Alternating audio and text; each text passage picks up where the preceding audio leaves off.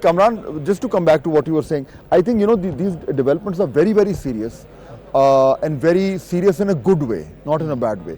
Now, if actually they have achieved so much in a couple of hours, which then actually now makes sense when we were talking about the delegations that they've brought.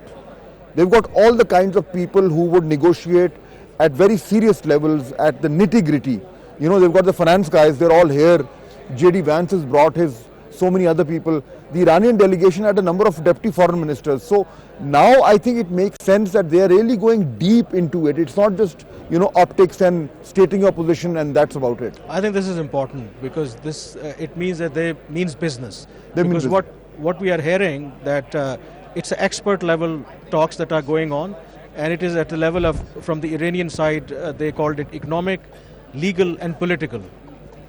So it means that they are going into really nitty-gritty. So this means that there may be some broader understanding on certain issues. We can obviously assume that is why they are discussing now the nuts and bolts of the other issues. So this is certainly, we need to keep our fingers crossed, but this is going good. You never know in such situations sometimes.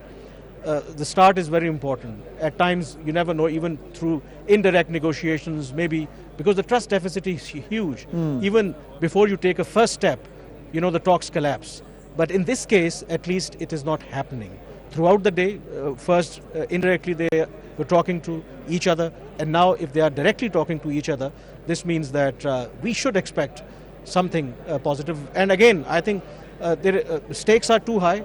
And there is a huge incentive for both sides and all sides for these talks to succeed.